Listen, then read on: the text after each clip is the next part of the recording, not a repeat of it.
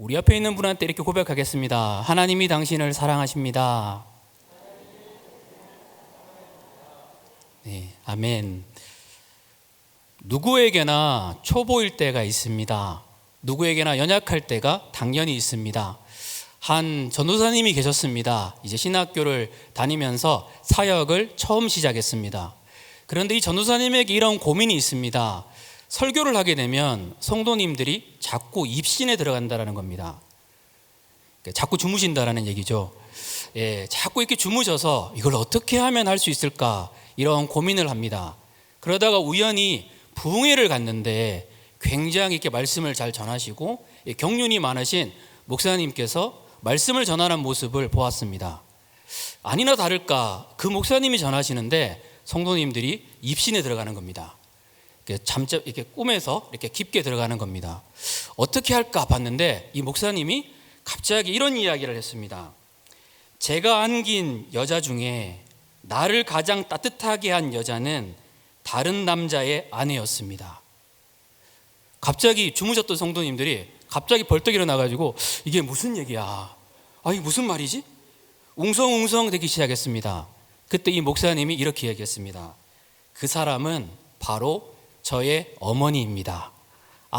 그렇구나 하고 성도님들이 많이 웃었습니다. 그리고 잠에서 깨어났습니다. 이거 하면 되겠구나. 이거를 도전해봐야겠다. 이렇게 마음을 먹고 교회로 갔습니다. 그리고 말씀을 전하는데 또 아니나 다를까 또 입신 가운데 또 들어갔습니다. 이때 이 예화를 들어야겠다. 그리고 드디어 이 예화를 사용했습니다. 제가 안긴 여자 중에 나를 가장 따뜻하게 한 여자는 다른 남자의 아내였습니다. 성도님들이 웅성웅성되기 시작했습니다. 이게 무슨 얘기야? 도대체 뭐야?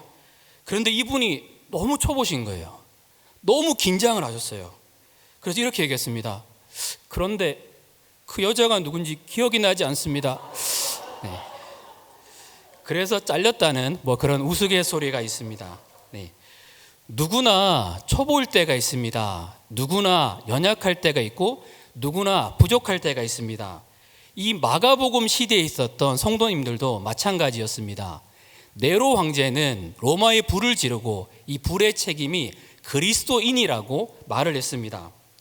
말도 안 되는 핍박이 일어났습니다. 불 가운데 부모님을 잃어버렸던 사람들의 분노가 그리스도인들에게 투여되었습니다. 많은 그리스도인들이 죽었습니다. 많은 그리스도인이 재산을 빼앗겼습니다. 이 가운데 그동안 배웠던 것처럼 믿음을 지키고 신앙을 가지고 그렇게 살아가고 싶었는데 이 현실의 무서운 벽 가운데 많은 그리스도인들이 무너졌습니다. 나는 왜 이렇게 연약하고 왜 이렇게 부족할까? 그런데 위대한 예수님의 제자들, 사도들은 달랐습니다. 이들은 이 현실 가운데도 목숨을 걸고 복음을 전했고 저희가 알다시피 베드로는 십자가에 거꾸로 못 박힐 만큼 그렇게 믿음을 가졌습니다. 바울은 감옥에서도 사랑을 이야기했습니다. 어떻게 이럴 수 있을까? 하지만 나는 연약했습니다. 현실을 살아가는 것이 무서웠고 하루하루 이 핍박을 견딜 힘들이 없었습니다. 그때 주님은 마가를 통해서 이 마가복음을 쓰시고 그리스도인들을 위로하셨습니다. 이 마가복음은 이렇게 이야기합니다. 여러분들이 바라보는 그 제자들도 동일하게 연약한 사람들이었다는 겁니다. 예수님의 제자들도 동일하게 연약했었습니다. 주님은 마가복음을 통해서 이것을 우리에게 보여줍니다. 성경에서 반복되는 말은 강조하는 말입니다. 이 마가복음에는 이 말이 강조됩니다. 믿음이 없다. 믿지 않았다는 말이 반복됩니다. 성경 말씀을 같이 한번 보도록 하겠습니다. 마가복음 4장 37절부터 40절까지의 말씀입니다. 한 절씩 한번 읽어보겠습니다. 큰 광풍이 일어나며 한 절씩 읽어보도록 하겠습니다. 큰 광풍이 일어나며 물결이 배에 부딪혀 들어와 배에 가득하게 되었더라.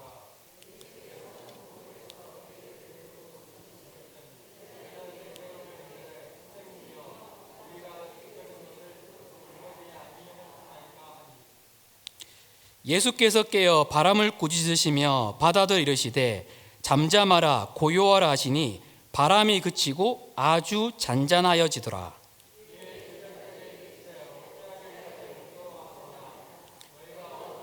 믿음이 없느냐 하시니. 아멘. 너희가 어찌 믿음이 없느냐 하시니. 저희가 이 이야기를 너무나 잘 알고 있습니다. 호수에 큰 바람이 일어났습니다. 예수님이 함께 계시지만 예수님이 그 가운데 주무십니다. 예수님이 함께 하시지만 제자들은 놀랍니다. 우리가 죽게 된 것을 왜 돌보지 않으십니까? 주님이 일어나셔서 고요하라, 바람이 그치라고 명령하시니까 바람이 잠잠하게 되었습니다. 예수님이 함께 있었지만 제자들은 예수님을 향한 믿음이 없었습니다. 그래서 주님이 이렇게 얘기하십니다. 너희가 어찌 믿음이 없느냐. 지금 보기에 믿음의 거장으로 보이는 제자들도 이럴 때가 있었습니다. 동일합니다. 마가복음 5장 30절부터 32절까지의 말씀입니다. 저희 같이 한번 읽어볼까요? 네, 시작.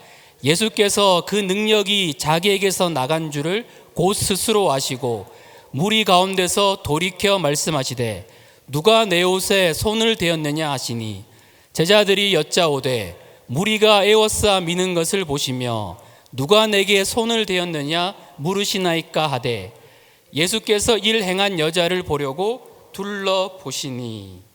우리가 알다시피 12회를 혈류증으로 앓는 여인이 있었습니다. 그런데 이 여인이 예수님께 손을 대자 이 질병이 치유되었습니다.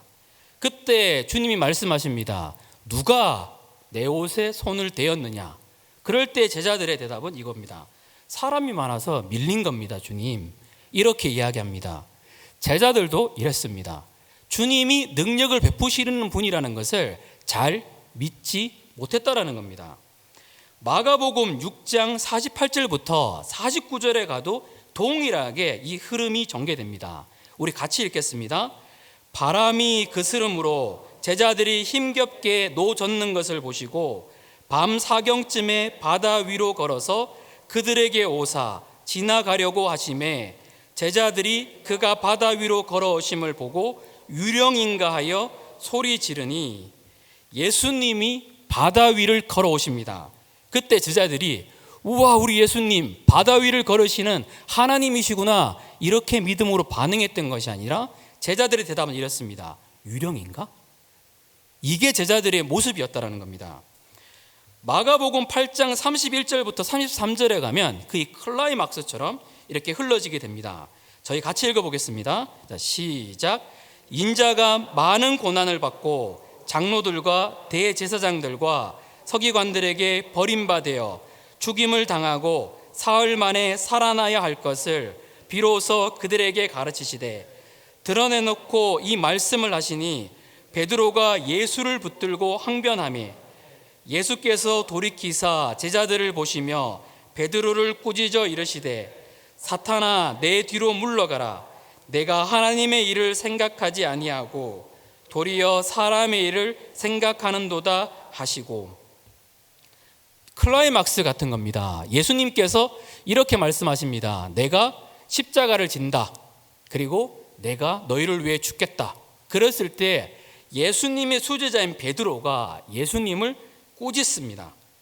예수님을 꾸짖어서 주님 그렇게 하면 안 됩니다라고 예수님께 말씀하고 있습니다. 예수님을 꾸짖는 모습들, 이게 제자들의 이 당시의 모습이었습니다. 만약에 이러면 어떨까요? 내가 이제 심각한 병에 걸려서 내가 이제 죽을 때가 되었다고 유언을 남기는데 누군가가 언제 끝나요? 이렇게 얘기를 하면 이 기분이 어떤 기분일까요? 예수님은 참 많이 답답하지 않으셨을까? 그 생각이 듭니다. 마지막은 제자들의 모습은 어땠을까요? 마가복음 16장 14절 말씀입니다. 우리 같이 읽어볼까요? 네, 시작. 그 후에 11제자가 음식 먹을 때에 예수께서 그들에게 나타나사 그들의 믿음 없는 것과 마음이 완악한 것을 꾸짖으시니 이는 자기가 살아난 것을 본 자들의 말을 믿지 아니함일러라. 예수님이 부활하셨습니다. 그래서 부활의 소식을 전하는데 제자들의 모습은 믿지 아니함이더라. 이렇게 말합니다. 계속 반복됩니다. 제자들은 믿지 아니하더라. 마가복음의 마지막까지, 시작부터 마지막까지 제자들의 모습은 동일합니다. 믿지 아니하였더라. 그런데 지금 마가복음을 읽고 있는 사람들의 입장에서 마가복음 당시에 삶을 살아가는 사람들에게서 제자들은 어떤 분이었던 걸까요? 제자들은 어떠한 사람이었을까요? 사도행전 5장 40절에 41절 말씀 저희 같이 한번 읽어보겠습니다. 자, 시작. 그들이 옳게 여겨 사도들을 불러들여 채찍질하며 예수의 이름으로 말하는 것을 금하고 놓으니 사도들은 그 이름을 위하여 능욕받는 일에 합당한 자로 여기심을 기뻐하면서 공회 앞을 떠나니라. 이들이 바라보는 제자들은 강력한 권력 앞에서도 예수 그리스도의 이름으로 말하는 것을 두려워하지 않았습니다.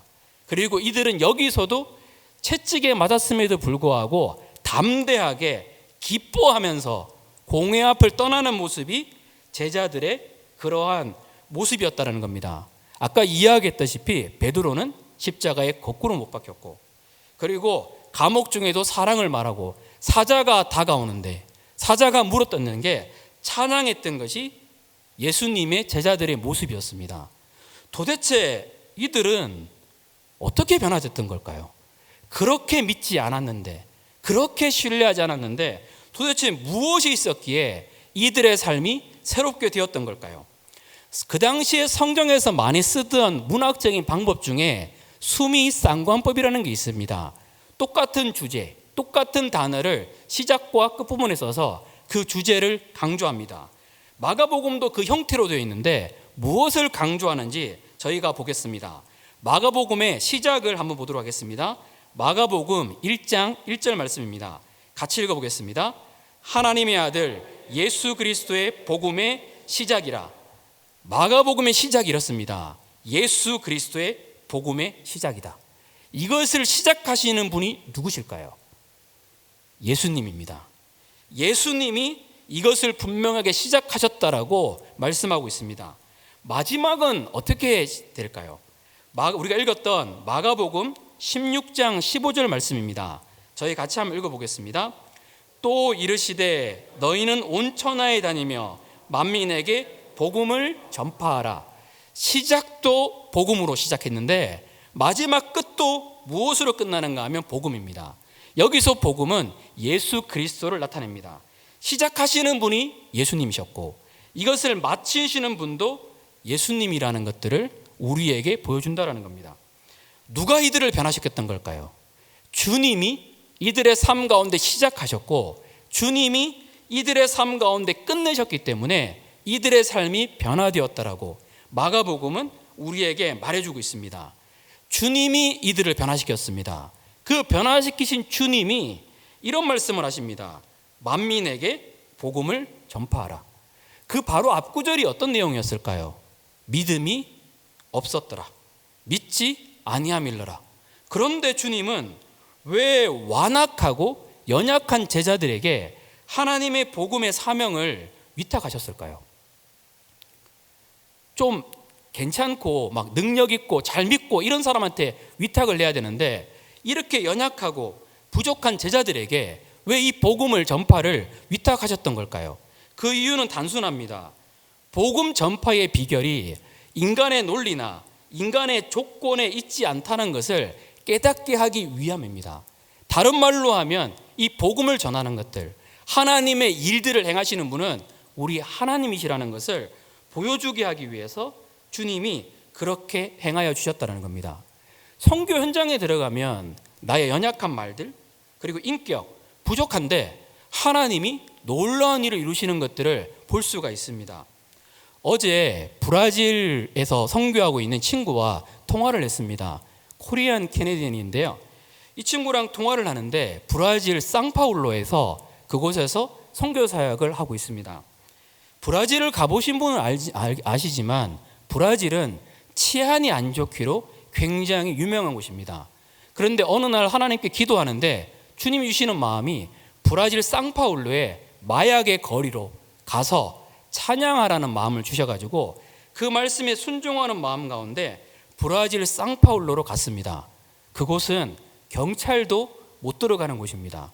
마약 중독자들이 너무나 많고 살인, 에이즈 이런 것들이 너무나 당연시됩니다. 이 친구도 코로나에 걸렸더라고요. 그래서 괜찮니 물어보니까 여기는 코로나가 그냥 일상적이래요. 하도 많이 걸리니까 코로나에 걸렸다 그러면 아 그랬는가 보다, 이 정도까지 될 만큼 그렇게 많이 무너져 있는 또 그러한 곳이라고 합니다. 그런데 이런 곳에서, 경찰도 들어갈 수 없는 그곳에서 하나님 말씀에 순종해서 찬양을 시작했는데 하나님이 놀라운 일을 이루시는 거예요. 마약 중독자들 500명이 재활훈련을 받고 있습니다. 이게 어떻게 가능한 걸까요? KBS에서 놀라서 글로벌 취재해가지고 취재를 했고 방송에서 내보냈습니다. 물론 크리스찬이라는 말보다는 이렇게 뭐 기독교인 이런 식으로 해가지고 보냈지만 하나님이 놀라운 역사를 행하여 주셨습니다. 그렇게까지 사나웠던 분들이, 갱이 그렇게 많고 사람들에 대한 살인 사건만 하루에 몇 건 일어나는 그런 곳에서 하나님 말씀에 순종해서 하나님을 찬양하게만 했는데, 그 자리를 지키고 기도했는데 하나님이 놀라운 역사를 이루셔가지고 그곳에 500명의 사람들이 치유받기 시작하고, 그리고 그 속에서 하나님의 역사가 일어났다는 겁니다. 궁금했습니다. 안 무섭냐? 괜찮냐? 무서움도 있는데 하나님이 그 속에 보호해 주시고 사람들을 변화시킨다라는 것을 보게 되니까 야, 너무 놀랍다, 이런 이야기를 했었습니다. 이 친구의 고백은 단 하나입니다. 주님이 이루셨다고. 우리 옆에 있는 분한테 고백하겠습니다. 주님이 이루십니다. 네. 그래서 빌립보서 1장 6절 말씀은 우리에게 이렇게 말합니다. 같이 읽겠습니다. 너희 안에서 착한 일을 시작하신 이가 그리스도의 예수의 날까지 이루실지를 우리는 확신하노라. 우리 안에 착한 일을 시작하시는 분은 누굴까요? 예수님이 시작하셨거든요. 그러면 이걸 이루는 분도 누굴까요? 예수님이 이루신다는 겁니다. 시작이 예수님이셨기 때문에 끝도 예수님이 이루셨습니다. 그렇게 믿지 않았던 제자들이 예수님이 그 가운데 일하시니까 완전히 새로운 삶 가운데 바뀌었습니다. 그래서 우리의 신앙은 하나님이 일하시게 하는 것이 너무나 중요합니다. 그러면 어떻게 할 때에 주님이 일하실까요? 어떻게 할 때에 주님이 일하시는 것들을 볼 수 있을까요? 영어로 이런 말이 있습니다. When one works, the man works. But when the man prays, God works. 이런 말이 있습니다. 사람이 일하면 사람이 일할 뿐이지만 사람이 기도하면 하나님이 일하신다. 우리 한글 같이 한번 읽어보겠습니다. 시작. 사람이 일하면 사람이 일할 뿐이지만 사람이 기도하면 하나님이 일하신다. 어떻게 하면 하나님이 일하시게 할 수 있을까요? 우리가 기도할 때에 하나님이 그 가운데 일하여 주십니다. 우리 이런 이야기 많이 들어봤잖아요. 한 선교사님이 선교를 하고 있는데 너무 선교가 안 되는 겁니다. 어떻게 할까 고민하는데 꿈을 꾸었는데 본인의 모습이 보이는데 열심히 삽질하고 있는 겁니다. 앞에서. 그러니까 주님이 뒤에서 포크레인 타고 좀 비켜라, 삽질하지 말고 비켜라. 하나님께 기도하는 것이 포크레인을 타고 있는 주님을 부르는 거거든요. 아무리 삽질한다 그래서 되는 일이 아니라는 겁니다. 우리가 기도할 때에 하나님이 일하십니다. 중요한 것은 이겁니다. 우리가 포기하지 않고 주님의 얼굴을 구하는 것. 그런데 많은 사람들이 중도에 포기합니다. 가룟 유다는 어떻게 보면 죄를 지었지만 제자들보다 더 큰 죄를 지었다고 말하기는 어렵습니다. 그런데 가룟 유다는 왜 무너졌을까요? 본인이 포기했습니다. 본인이 생명을 끊었습니다. 하지만 예수님의 제자들은 어쩌면 더 연약합니다. 하지만 하나님께 나아가는 길을 결코 포기하지 않았습니다. 끝까지 하나님께 나아갔습니다. 연약하고 부족해도 하나님의 얼굴을 구했습니다. 하나님께 기도하는 그것이 하나님의 역사를 이 땅 가운데 가져오게 만들었고 제자들의 삶을 새롭게 했습니다. 한 달 전에 가족과 같은 선교사님을 만났습니다.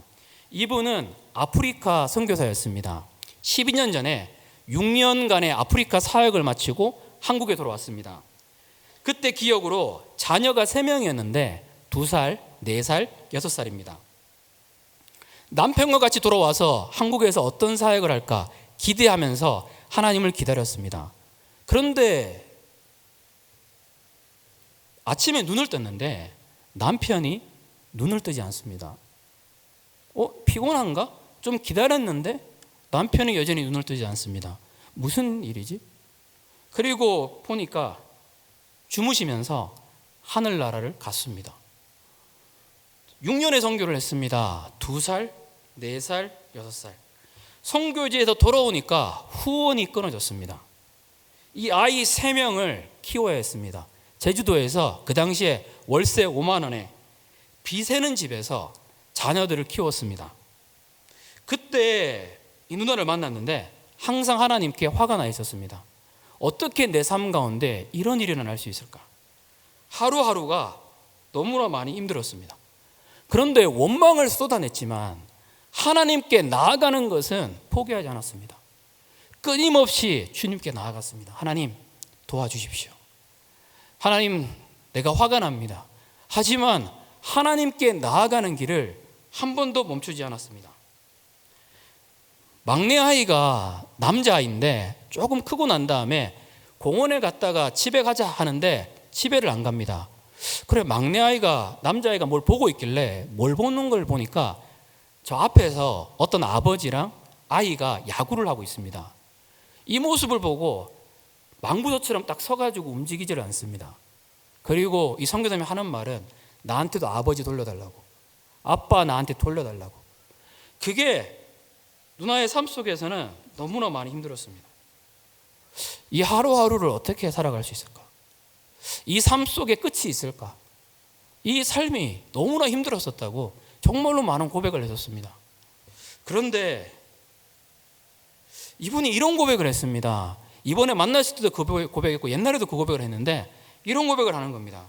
원철아, 나의 삶 자체가 하나님의 은혜야. 난 하나님이 너무 좋다. 그 은혜가 너무나 감사하다. 하나님 안에 있으니까 나는 너무나 행복하다. 도대체 누가 이분을 이렇게 만들었던 걸까요? 인생을 어쩌면 원망 가운데 보낼 수 있지 않을까요? 도울 수 있는 분이 없거든요. 사실 이분은 부모님도 암으로 돌아가셨기 때문에 도울 수 있는 분도 없습니다. 근데 도대체 어떻게 이런 고백을 했던 걸까요? 하나님 때문에 너무 감사하다고, 하루하루가 하나님의 은혜라고. 누가 이런 고백을 하게 했던 걸까요? 우리 주님이 행하셨다라는 겁니다. 착한 일을 시작하신 주님께서 마지막 날까지 위로하셨고 주님이 붙잡아 주셨습니다. 문제가 해결되었는가, 앞으로 더 잘 되었는가, 그런 거 아닙니다. 하지만 하나님께 나가니까 하나님이 그 가운데 행하시는 것을 볼 수 있었고 기도의 근육을 만들 수 있었습니다. 지금은 어려운 일이 없을까요? 죄악된 세상을 살아가기 때문에 당연히 있습니다. 갑자기 둘째 딸이 방에서 나오지를 않습니다. 학교도 안 가고 그냥 나오지를 않습니다. 왜 그러니 물어봐도 답이 없습니다. 이야기를 해도 타일러도 혼을 내도 말을 듣지 않습니다. 밥만 먹고 문 딱 닫고 집에 갇혀서 가만히 있습니다. 어떻게 할까요? 요즘 제가 즐겁게 보는 TV 프로그램이 있습니다. 내 사랑 금쪽이. 예, 여러분도 보시나요? 네. 그거 보고 이런 마음이 듭니다. 어머니는 정말 대단하시구나. 어머니는 자녀를 위해서 이렇게까지 다 희생할 수 있는 분이구나. 좀 그런 생각들이 있게 듭니다. 그런데 때로는 그렇게 해도 안 될 때가 있다라는 겁니다. 자녀가 나오지 않습니다. 이거 어떻게 해야 될까요? 말도 하지 않습니다. 그런데 이분은 그동안의 삶 가운데 기도의 근육이 있었습니다. 21일 작정해서 기도하자. 그리고 주님이 일하신다. 20일 동안 간절하게 하나님께 나가서 기도했습니다. 하나님, 나는 못하겠으니까 하나님이 해주십시오. 21일 후에 어떻게 됐을까요? 아이가 안 나옵니다. 기도하면 나와야 되는데 기도해도 나오지 않습니다. 그러면 많은 사람들이 여기서 포기를 합니다. 그런데 이분은 이걸 압니다. 하나님이 일하시지 않고는 치유 방법이 없다라고. 이 기도에 모든 것을 거는 거거든요. 다시 얘기합니다. 20일 기도하자. 다시 기도하고 하나님께 나가자. 하나님만이 바뀔 수 있으니까 하나님이 일하실 수 있도록 기도하자. 그리고 한참을 하나님께 나가서 기도했습니다. 그런데 기도해 주는데 주님이 이런 마음을 주시는 거예요. 너는 딸의 말에 공감하고 있니? 딸의 말에 공감하고 있니? 그리고 난 다음에 집에 왔는데 갑자기 딸이 나왔어요. 이건 나오게 하신 거 하나님이시거든요. 근데 딸이 나와서 말을 막 하는 거예요. 근데 말을 듣다가 이렇게 말하고 싶어요. 학교 가야 돼. 인생은 그렇지 않아. 얘기하고 싶은데 이게 아이를 위한 길로 생각해서 말하고 싶은데 공감해 주라는 마음을 주셨기 때문에 그냥 공감해 주었습니다. 우리 딸 많이 힘들었구나. 우리 딸 많이 아팠구나. 그러니까 이렇게 계속 공감해 주었습니다. 딸이 갑자기 이렇게 이야기합니다. 엄마가 변했다고. 그동안 내 얘기는 안 들어주고 공감도 안 해주고 가르치기만 해가지고 마음의 문을 닫았는데 어머니가 내 이 얘기를 들어주고 공감해서 고마워. 나 나갈게. 그리고 나왔습니다. 그리고 친구들을 만나기 시작했습니다. 누가 이 딸을 변화시켰을까요? 하나님이 하셨습니다. 하나님께 기도하니까 하나님이 그 가운데 일하셨거든요. 성경에 보면 이런 말씀이 많습니다. 나로 하여금 기도하게 하라. 내가 일할 수 있도록 내 백성들이 나로 하여금 기도하게 하라. 이런 말씀이 너무나 많습니다. 선교사님이 한 것은 공감하라고 하셔서 공감하고 말씀에 순종한 것밖에 없었습니다. 그런데 하나님이 새롭게 하여 주셨습니다. 마가복음에 쓰여질 당시의 크리스찬들도 동일하게 약하고 동일하게 부족하고 동일하게 무서웠습니다. 그런데 주님은 누구를 통해서 마가복음을 쓰게 하여 주셨고 누구를 통해서 이 사람들을 위로하셨던 걸까요? 마가입니다. 여러분, 마가가 누굴까요? 전도행 도중에 도망갔습니다. 몸이 아픈 바울도 끝까지 그 자리를 버텼는데 마가는 중간에 도망갔습니다. 함께 갔던 사람에게 심각한 어려움을 주었습니다. 교회의 리더였던 바나바와 바울을 갈라서게 만들었습니다. 마가는 누구보다 이 연약함을 공감할 수 있는 그러한 사람이었습니다. 그리고 하나님이 자기를 어떻게 변화시켰는지 믿음의 산 증인이었습니다. 마가복음은 마가복음에서 크리스찬들을 공감해 줍니다. 제자들도 이럴 때가 있었다. 나도 이럴 때가 있었다. 그런데 하나님이 바꾸셨다. 이 제자들로 이 사람들로 하여금 하나님께 나아갈 수 있도록 이끌어 줍니다. 우리의 삶도 마찬가지입니다. 우리의 삶에도 해결보다 공감이 필요할 때가 있습니다. 이 세대를 공감을 잃어버린 시대라고 많이 이야기합니다. 누군가가 힘들다고 이야기할 때 나는 주로 어떻게 대답을 하는 걸까요? 내가 힘들다고 얘기하는데 그거 아니야, 네 생각이 잘못, 이러면 그 말하는 사람은 감정으로 얘기했기 때문에 자기 존재를 부인하기에 더 아픔을 가집니다.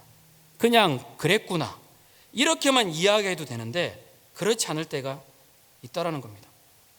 한 친구가 장염으로 고생했습니다. 한 3일 장염으로 고생하고 난 다음에 나왔습니다. 물어봤습니다. 괜찮아요? 장염 때문에 많이 힘들었어요. 얘기하니까 옆에 있는 어떤 분이 이렇게 얘기하는 겁니다.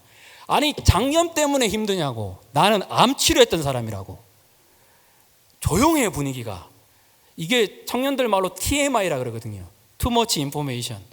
듣고 싶은 말이 아니에요. 그냥 힘들었구나. 장염 때문에 많이 어려웠구나. 그러니까 이렇게 하면 좋은 분위기가 되는 거거든요.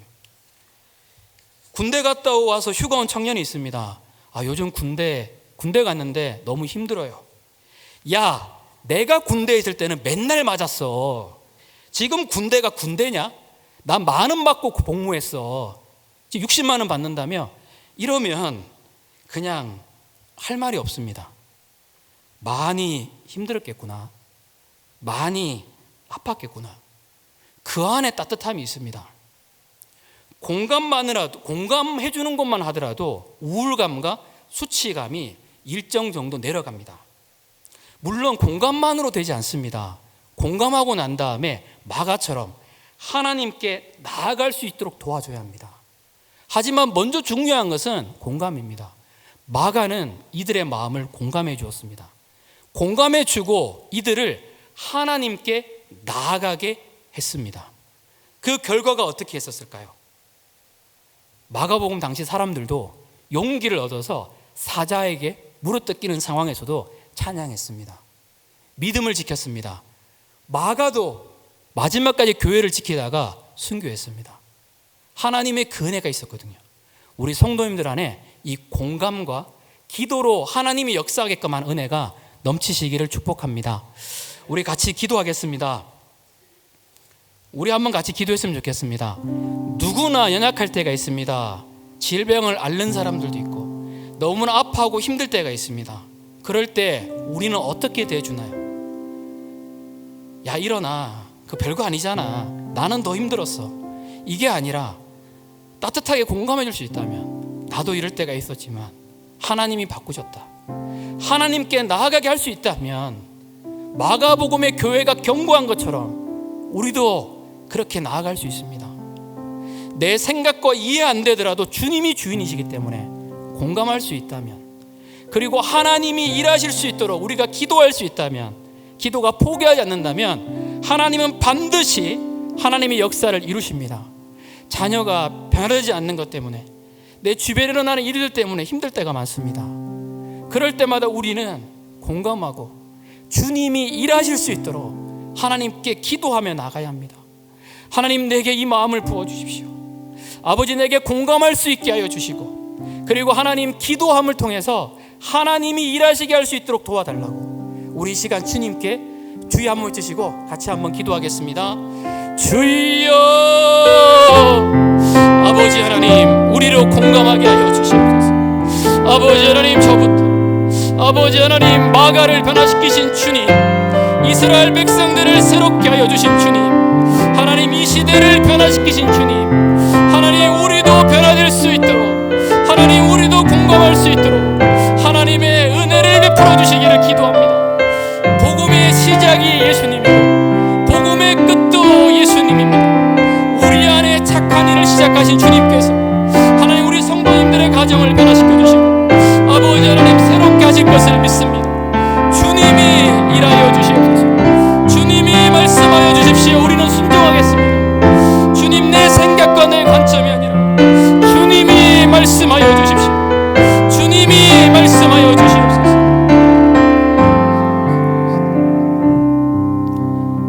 우리 안에 착한 일을 시작하신 주님께서 그리스도의 예수의 날까지 이루실 것을 확신합니다. 하나님, 우리 가정을 시작하신 주님이십니다. 주님, 이 가정의 끝도 주님이 이루어 주시옵소서. 아버지, 여전히 현실의 벽이 무섭고 하루하루 살아가는 과정이 어려울 때가 많습니다. 하나님, 버티고 있습니다. 주님, 내 마음을 있는 그대로 공감해 주시는 주님, 그 주님의 품 안에 안기게 하여 주시고 하나님이 일하시도록 하나님 무릎 꿇게 하여 주시고 주님의 얼굴을 구하게 하여 주시옵소서. 하나님, 기도의 근육을 일으켜 주셔서 기도하는 삶을 살아갈 수 있도록 하나님 역사하여 주시고 기도를 통해서 하나님의 일하심을 볼 수 있도록 주님 도와주옵소서. 예수님의 이름으로 감사하며 기도합니다. 아멘.